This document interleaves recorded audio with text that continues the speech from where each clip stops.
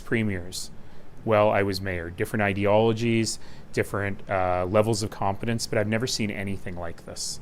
A government this incompetent, a government this dangerous, this immoral. And I realized that I got to get engaged in whatever way I can. And I've been blessed to have listened to Albertans from every corner of this province. NDP supporters, people who've never voted NDP, who said to me, you know what, Nahid, you built up all of this, you've got more to give, and it's time for you to jump back in. So after all of these discussions, I realized, you know, we can do so much better as Alberta. We can do so much better. We're one of the wealthiest places in the world. And yet, people are finding it harder to afford to live here. Our insurance and utilities costs are through the roof. Too many of us don't have a family doc. The ER or the ambulance might not be there when you need it. Our kids are going to school and classes that are getting bigger and bigger and bigger. And meanwhile, our provincial government, who we need at times like this, is interested only in picking fights and wasting money.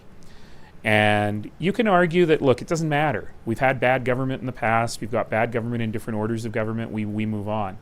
But at this juncture in history, where such critical decisions are being made for us instead of with us, we need to have a government that knows what it's doing and has the best interest of Albertans at heart. You know, there's several moments this year, really since the UCP was elected, but particularly since last autumn, where I realized how dangerous this government is. You know, one example is when it got really cold in January, and their instinct was not to help people understand what to do in electricity grid alert, but to poke at the federal environment minister, who's very pokeable, instead of actually telling people what to do. And then I realized, you know, if the power were to actually have gone out when it was minus 50 in northern Alberta, people would have died. And the government didn't care. They were busy fighting with the Liberals. They were busy owning the Libs.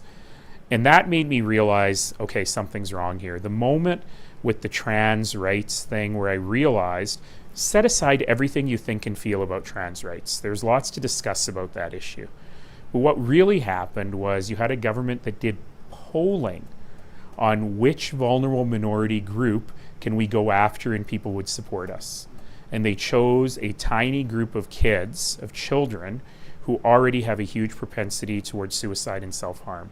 The fact that they even thought to do polling on that, on who they could go after next, started to tell me that this government is actually dangerous. I've known Danielle for 30 years. And the woman who is the premier right now is not the woman I knew growing up. This is something else entirely. This is not a conservative government. This is not a Lougheed government or a Klein government. This is something else entirely. This is a cult of personality. This is focused entirely on power and not on what's right for people. And that's really what got me to this point. And you know, I'm announcing it this time because I really did take my time. I really have spent the last month talking to NDP supporters and people who've never voted NDP in every corner of the province about their hopes and dreams and fears and wishes for the future and whether I could play a role in that. And that's how we ended up.